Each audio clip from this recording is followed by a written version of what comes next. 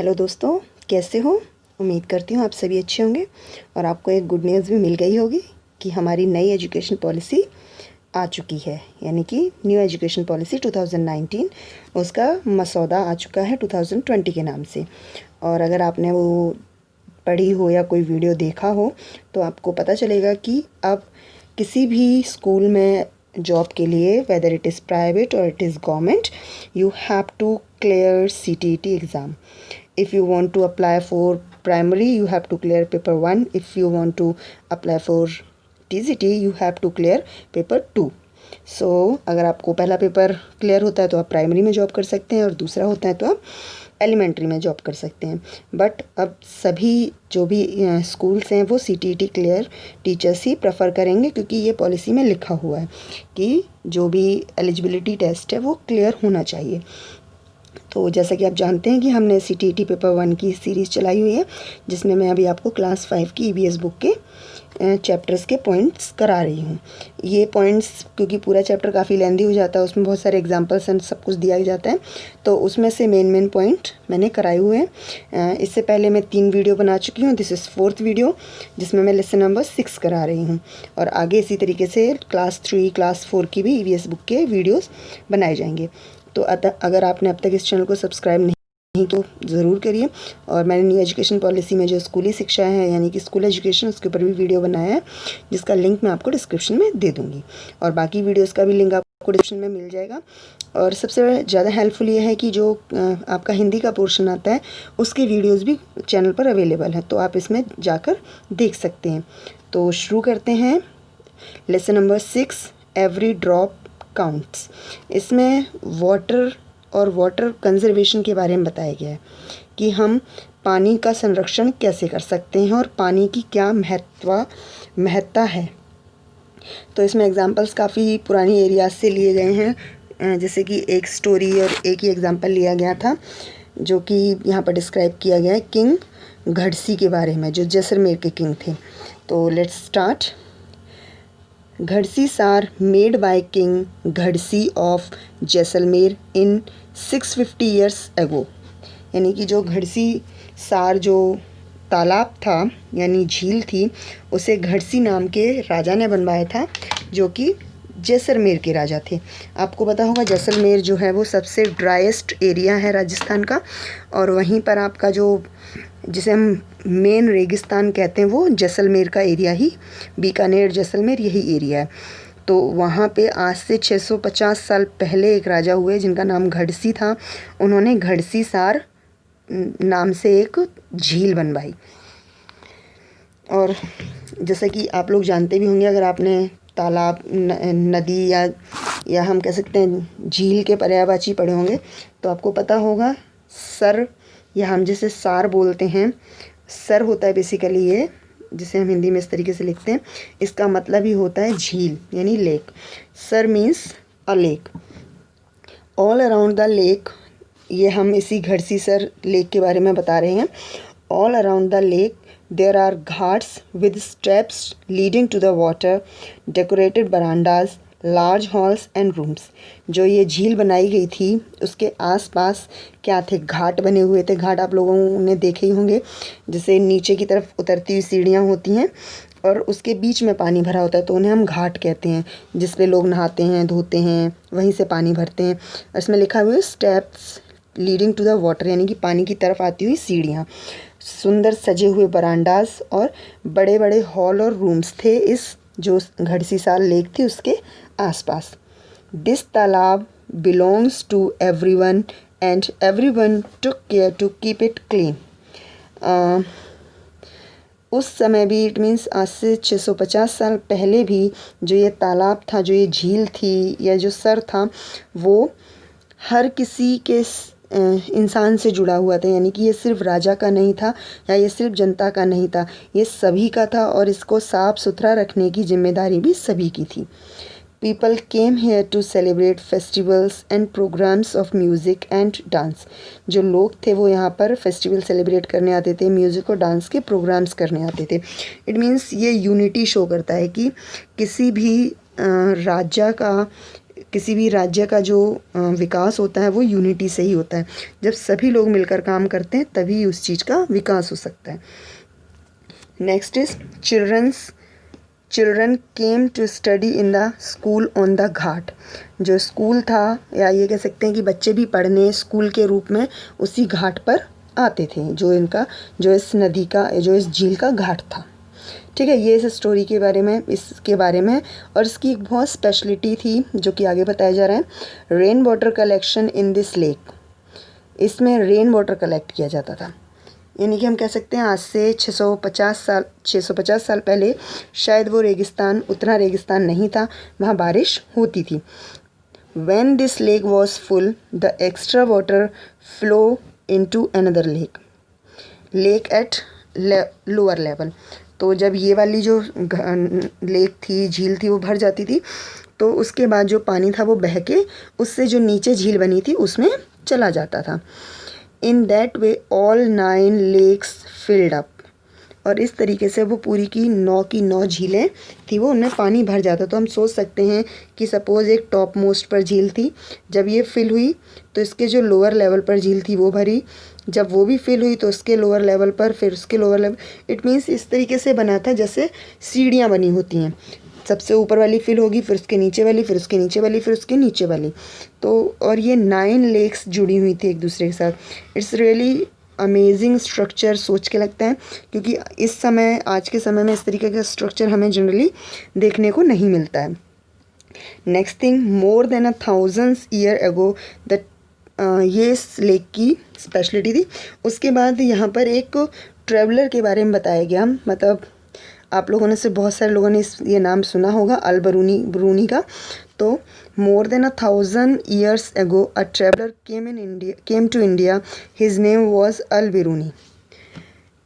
ये आज से हज़ारों साल पहले एक ट्रेवलर आया था, एक यात्री आया था इंडिया, जिसका नाम था अल बरूनी। और उसने इंडिया के बारे में बहुत कुछ लिखा, उसने बहुत सारी किताबें लिखी यहाँ के कल्चर के बारे में नॉल।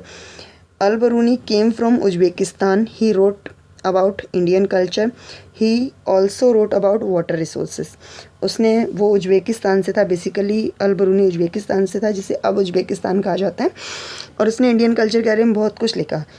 इंडियन कल्चर के साथ साथ उसने ये भी लिखा कि इंडिया में वाटर के रिसोर्सेज क्या हैं और लोग किस तरीके से वाटर को कंजर्व करते हैं और कंज्यूम करते हैं। तो उसने एक बहुत सुंदर सा डिस्क्रिप्शन दिया है, जो कि यहाँ पर मेंशन ही है। उसकी किसी बुक का पार्ट लिया गया है या किसी बड़े राइटर की बुक का पार्ट है। तो उसने लिखा, इट मीन्स अल बिरूनी ने जो डिस्क्रिप्शन दिया वो इस तरीके से था। The people here are very skilled at making ponds. मतलब यहाँ के लोग जो हैं वो तालाब बनाने में बहुत स्किल्ड हैं, बहुत निपुण हैं। My country man would be surprised to see them. मतलब उसकी जो कंट्री के लोग हैं वो ये देखकर हैरान हो सकते हैं। They pile up huge rocks and join them with iron rod to build chabutras raised platform all around the lake.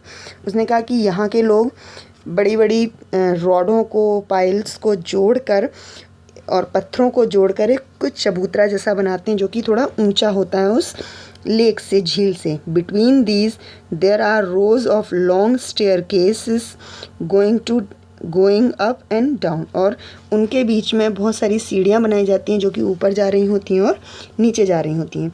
The steps are going up and coming down are separate. इसने ये भी कहा कि ऊपर जाने की और नीचे आने की जो सीढ़ियाँ हैं वो अलग अलग बनाई जाती हैं। So there is less crowding, तो ताकि वहाँ पर कम क्राउड हो सके। अगर आप लोगों ने देखा हो किसी ने, तो शायद आपको ही पता होगा कि जो तालाब या झील होती है उसमें सीढ़ियाँ बनी होती हैं और उसमें इस तरीके से डिवीज़न भी होता है कि इधर से आना और उधर से जाना है। तो उसने इस तरीके का डिस्क्रिप्शन किया। और ये बेसिकली जो बाउली स्ट्रक्चर होता है वाटर रिसोर्स का, उसका डिस्क्रिप्शन था। बाउली अगर आपको देखना है तो अगर आप में से जो लोग दिल्ली रहते हैं वो उगडीसैन की बाउली देख सकते हैं। और अगर कुछ नहीं देख सकते हैं तो जिसने आपकी विच फिल्म पीके मूवी देखी होगी, जिसमें पीके से जब जेल से निकालने के बाद पहली बार जो अनुष्का शर्मा होती है वो मिलने आती है, और वो जिस जगह बैठा होता है नीचे की तरफ जो सीढ़ियाँ होती हैं वो उग्रसेन की बावली ही है। तो इस तरीके के उस टाइम पे हमारी बावली बनती थी, जिसमें वाटर रिसोर्सेज बिल्कुल बॉटम में होते थे, लोग ऊपर से नीचे सीढ़ियाँ चढ़कर जाते थे और फिर वापस आते थे। People of Rajasthan knew about drop of water was precious, so lakes and johad were made to collect water. जो राजस्थान के लोग हैं, क्योंकि राजस्थान में आज दिन तक भी पानी की बहुत कमी है, और वो इस समय भी और आज से बहुत साल पहले भी पानी के बारे में जानते थे कि पानी की हर बूंद बहुत कीमती है। इसीलिए वहाँ पर जो झीलें और जोहड़ होते हैं, जो हरियाणा के लोग होंगे उन्हें अच्छी तरीके से पता होगा, एक बड़ा सा तालाब होता है जिसमें पानी इकट्ठा किया जाता है, उसे जोहड़ कहते हैं। वो वाटर कलेक्शन के लिए बनाते थे। अब यहाँ पर कुछ मैंने टर्म्स यूज़ किए हैं, उन्हें हम क्या कहते हैं, जैसे काफ़ी लोगों को पता भी होगा, पर नहीं पता है तो आप इसमें से सीख सकते हैं। जैसे फर्स्ट है आपका मशक। मशक क्या होता है? मशक होता है लेदर बैग जिसमें वाटर भरकर जो ट्रैवलर्स होते हैं वो बहुत दूर दूर तक जाते हैं। दूसरा है आपकी बावडीज़ या बावली, ये दोनों एक ही नाम है। वो होते हैं स्टेप बेल, यानी कि जो सीढ़ी नुमा कुएँ होते हैं। और प्याऊ तो generally water facility for public होती है। ये जगह जगह आपको ऐसे water tank, small water tank जिनमें टैब लगी होती है, उनमें मिल जाएंगे। Along with this water is use for drinking और अदर हाउस होल्ड वर्क। उसके अलावा भी वाटर में बहुत सारे कस्टम्स भी जुड़े होते हैं। बहुत सारे लोग वाटर से जुड़े हुए कस्टम्स और फेस्टिवल्स भी सेलिब्रेट करते हैं, जिसमें एक तो आपको पता ही है कि हमारा छठ पूजा जो होती है वो नदी के पानी में, तालाब के पानी में खड़े होकर की जाती है, वो फेस्टिवल होता है। उसके अलावा एक इंटरेस्टिंग है जो कि उत्तराखंड में माना जाता है, that is many customs and festivals are related to water. Like in Uttarakhand when new bride came to new village she bow to the spring और पॉन्ड। जब उत्तराखंड के में जो भी एक विशेष गांव होगा जिसका जिक्र नहीं किया गया था, पर यहाँ पे एक कस्टम है, एक रिवाज है कि जब भी कोई नई बहू किसी नए गांव आती है, यानी कि जब नई बहू आती है किसी गांव में, तो वो सबसे पहले जो वहाँ का वाटर रिसोर्स होता है, चाहे वो झरना हो या कोई तालाब हो, उसे हाथ जोड़कर झुककर नमस्कार करती है। In cities one see an interesting form of this custom. अब शहरों में क्योंकि तालाब वगैरह नहीं होते हैं, तो एक इंटरेस्टिंग वे देखा जा सकता है, ऐसे हम किस तरीके से मनाते हैं वो लोग। The new bride worship the tap of in her home. तो वो जो घर की टैप्स होती हैं उनकी पूजा करती हैं नई बहू आकर। उसके बाद है हम वाटर स्टोरेज जो घर में करते हैं वो किस किस चीज़ में कर सकते हैं। अब तो हमारे घर में आरओज़ लगे हैं, फ़िल्टर्स लगे हैं, तो और हमारे पास टैंकर्स होते हैं, लाइक हम स्टेनलेस स्टील के बर्तनों में यूज़ करते हैं। बट काफ़ी टाइम पहले हम वाटर स्टोरेज अलग अलग चीज़ों में, अलग अलग मेटल से बने हुए जो बर्तन होते थे, यूटेंसिल्स होते थे, उनमें करते थे। Water storage pots were made up of copper and brass. जो वाटर स्टोर करने के लिए जो घड़े मटके बनाए जाते थे वो या तो कॉपर के होते थे, यानी कि या तो तांबे के होते थे या फिर ब्रास के होते थे, ब्रास हमारा होता है पीतल, जो कि एलॉय है कॉपर और जिंक की। और ये क्वेश्चन 2019 जो जुलाई में एग्ज़ाम हुआ था CTET का, उसमें ये क्वेश्चन आया हुआ था कि brass is a alloy of that is copper and zinc. ठीक है, तो इससे आगे देखते हैं। अब हम कुछ सोच सकते हैं कि जो वाटर का लेवल है वो डे बाय डे नीचे चला जा रहा है। आपने पढ़ा होगा कि बहुत सारी जगहों पर वाटर लेवल नीचे जा रहा है, तो उससे बहुत सारी प्रॉब्लम्स हो रही हैं। अब यहाँ पर एक इंसिडेंट बताया गया है जो कि 1986 का है। In 1986 there was no rain in Jodhpur and the surrounding area. ये भी घटना जो है वो राजस्थान के जोधपुर की है। 1986 में ना तो जोधपुर में और ना उसके आसपास के एरिया में बारिश हुई। People remembered the old and forgotten step well, यानी कि जो लोग थे उनके गांव में पहले से एक पुराना स्टेप बेल यानी कि बावली थी, उसे भूल गए थे। They cleaned the step well and more than 200 trucks of garbage was taken out of it. क्योंकि पहले उसे इस्तेमाल किया जाता था, लेकिन जैसे आपका सॉरी, पहले उस जो कुआं था उसे इस्तेमाल किया जाता होगा, पर बाद में जब वाटर सप्लाई पाइपलाइन से होने लगी तो लोग उसे भूल गए। पर जब वहाँ पर पानी का सूखा हो गया, सूखा पड़ने लगा, तो लोगों ने उस कुएं को दोबारा साफ़ किया और सोचने वाली बात है कि उसमें 2000 ट्रक कूड़ा निकला जब उसे साफ़ किया गया। People of the area collected money, लोगों ने, आसपास के लोगों ने पैसा इकट्ठा करके उसे साफ़ कराया। The thirsty town got water from the stable, जो प्यासे लोग थे जहाँ पानी की कमी हो गई थी जोधपुर और उसके आसपास के एरिया में, उन्हें पानी मिल गया। After a few years it rained well and again the stable was forgotten, पर फिर कुछ सालों बाद जब वहाँ अच्छे से बारिश होने लगी तो लोग उस कुएँ को फिर से भूल गए। इट मीन्स कि जो हमारी नेचुरल रिसोर्सेज हैं उसे हमें ज़िंदा रखना है, उसे हमें ख़राब नहीं करना है। वो ज़िंदा रहेंगे तब हम उसका सही यूज़ कर सकते हैं। तो इन लोगों को ये सोचना चाहिए था कि अगर उस समय वो आपके काम आए तो उसे एटलीस्ट अलाइव रखिए ताकि वो आगे फ्यूचर में भी आपके काम आ सके। The next point, the well could have dried up, क्योंकि आप लोगों ने सुना होगा कि वाटर लेवल बहुत कम हो गया है, वाटर टेबल नीचे चला गया है, कुएं सूख गए हैं। तो कुएं क्यों सूख गए होंगे, ये भी एक सोचने का विषय है। तो you can think about, there are so many reasons कि why the wells have dried. तो there are some reasons which mention in this book, और उसके अलावा भी बहुत से हो सकते हैं। First is water is being pumped up from under the ground with the help of electric motors. जो पानी है जो हम समर सीवर या समर वेल लगवा लेते हैं, उनसे हम मोटर के थ्रू पानी जो है वो निकाल लेते हैं, जिससे जो ज़मीन के अंदर पानी है वो कम हो रहा है। और अगर ज़मीन के अंदर पानी कम होगा तो जो कुएं हैं, तालाब हैं, झीलें, वो ऑटोमेटिकली सूखने लगेंगी। The lakes in which water rain water use to collect are no longer there. और अब जो पहले की तरह जो झीलें थी जिनमें बारिश का पानी इकट्ठा किया जाता था, अब वो नहीं रही हैं। तो जब बारिश का पानी इकट्ठा ही नहीं होता है तो ज़मीन के अंदर नहीं जाता है। आप लोगों ने देखा होगा कि अब हमारे आसपास समरसीवर्स हैं, हर जगह सीमेंटेड रोड्स हैं, एवरीथिंग। तो जो पानी है वो किसी भी सोर्स से ज़मीन के अंदर नहीं पहुंचता है, तो इसीलिए धीरे धीरे जो वाटर लेवल है वो कम होता जा रहा है। The soil around trees and park is now covered with cement. जो पेड़ पौधे हम लगाते हैं, हम कहते हैं हम ग्रीनरी लगा रहे हैं, बट उसमें भी हम एक गलती करते हैं, उसके आसपास का पूरा एरिया सीमेंटेड कर देते हैं, जिससे जो पानी की ड्रॉप्स होती हैं वो उस सीमेंटेड एरिया पे गिरकर वेस्ट हो जाती हैं।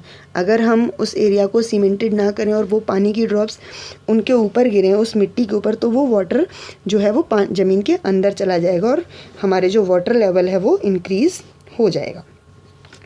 अब यहाँ पर एक इंसिडेंट दिया गया है जो कि है आपकी दरकी माई के बारे में। पहले हम इससे थोड़ा सा इंट्रोडक्शन करते हैं, क्योंकि अभी भी बहुत सारे, आप लोगों ने शायद सुना भी होगा 2020 जो था वो सेव वाटर ईयर मनाने की बात की गई थी। और आप में से जिसने रेडियो सिटी सुना होगा उसमें बहुत था कि पानी हम बचाएंगे, पानी बचाना सिखाएंगे, इस तरीके का काफ़ी लोगों चल रहा था। बट जैसे ये आपका लॉकडाउन हुआ उसकी वजह से ये सारी चीज़ें कम होती गई। बट जो बिगनिंग थी 2020 की वो यही थी, पानी याद दिला देंगे, उनका एक लोगो था। तो इसी तरीके से बहुत सारी ऑर्गेनाइजेशंस हैं जो इसमें काम करती हैं कि कैसे आप वाटर लेवल को, वाटर के कंज्यूम को या वाटर की जो कंजर्वेशन को उसको कैसे बढ़ा सकते हो। There are some groups like that work hard to bring water to the people different areas. बहुत सारे ऐसे ग्रुप्स हैं जो पानी उन एरियाज़ के लोगों को पहुँचाते हैं जहाँ पर पानी की कमी है, जिसमें एक एग्जांपल आपको तरुण भारत संघ का इस बुक में दिया गया है। तरुण भारत संघ नाम के एक ग्रुप के बारे में एक इंसिडेंट भी बताया गया है। तो वो इंसिडेंट ये इस बॉक्स में दिया गया जो कि मैं पढ़ रही हूँ अभी। This is a Darki Mai, sorry there is a photo, वो मैंने हटा दी है। So this story about a Darki Mai. She lived in a village in the Alwar district of Rajasthan. ये भी पूरी स्टोरी राजस्थान के बारे में ही है। The women of the village use to spend the entire day looking after their home and animals. ये जो कहानी है दरकी माई के बारे में, जो कि अलवर डिस्ट्रिक्ट डिस्ट्रिक्ट में, अलवर डिस्ट्रिक्ट के एक गांव में रहती हैं, जो कि राजस्थान में है अलवर डिस्ट्रिक्ट। और ये जो लेडी है ये अपने घर का पूरे दिन का देखभाल करती है और अपने जानवरों की देखभाल करती है। Sometimes it took them all night to pull water from the well for the animals. और कभी कभी ऐसा भी होता है कि पूरी पूरी रात कुएं में से पानी निकालती हैं ताकि अपने जानवरों को पिला सके। In the summer when the wells dried up they had to leave the village. और जब गर्मियों में जो कुएं होते थे वो सूख जाते थे तो लोगों को घर बार छोड़कर ऐसी जगह जाना पड़ता था जहाँ पर बारिश का पानी हो या जहाँ पे पानी के रिसोर्सेस अवेलेबल हों। In the summer when Darki Mai heard about this group and asked to for help. यानी कि जो दरकी माई थी उन्होंने ये तरुण भारत संघ ग्रुप के बारे में सुना और उन्होंने इससे हेल्प मांगी। Together the people from the group and the village decided to make a lake. जो ये संघ था और जो गांव के लोग थे उन्होंने मिलकर एक तालाब या झील बनाई। The problem of food and water for animal is now less, people get more milk, they have started earning more। जिससे उन्होंने पानी के लिए वाटर हार्वेस्टिंग स्टार्ट कर दी, वाटर कंजर्वेशन स्टार्ट कर दिया। तो वहाँ के लोगों के जो पशु थे, जानवर थे, उन्हें एक सफिशेंट लेवल पर वाटर मिलने लगा और उस जैसे उन्हें अच्छा खाना और पानी मिला उन्होंने दूध भी अच्छा दिया और इस एरिया के लोगों की जो अर्निंग है वो डे बाय डे बढ़ती जा रही है। तो इस कहानी से लगता है कि लाइक बिगनिंग हमें करनी ही पड़ती है हर चीज़ की। एक विलेज की लेडी अगर किसी चीज़ के लिए बिगनिंग कर सकती है तो हम एजुकेटेड लोग क्यों नहीं कर सकते। तो हमें भी वाटर कंजर्वेशन पर बहुत ध्यान देना है ताकि हम जो भी फ्यूचर है उसे सिक्योर कर सकें। आप लोगों ने भी शायद देखे होंगे वो एड्स की या वो नुक्कड़ नाटक जिसमें वाटर को हम अलमीरा में छुपा छुपा कर रख रहे हैं, बहुत कॉस्टली परचेज़ करें। अगर हमें ऐसा फ्यूचर नहीं देखना है तो we have to save water because without water we don't have any life. So try to save water, do not waste the water and keep studying. और सिर्फ पढ़ने से ही नहीं, आपको वो चीज़ इम्प्लीमेंट भी करनी पड़ेगी। मैंने आपको लेक्चर दे दिया, आपने सुन लिया और उसके बाद आप भूल गए, वो चीज़ नहीं होनी चाहिए। आपको इस चीज़ के बारे में खुद सोचना चाहिए। So thank you so much. I hope आपके लिए वीडियो यूज़फुल रहा होगा। अगर आपके लिए यूज़फुल रहा हो तो प्लीज़ लाइक कीजिए, शेयर कीजिए और इस चैनल को मोर यूज़फुल वीडियोज़ के लिए सब्सक्राइब कीजिए। Thank you.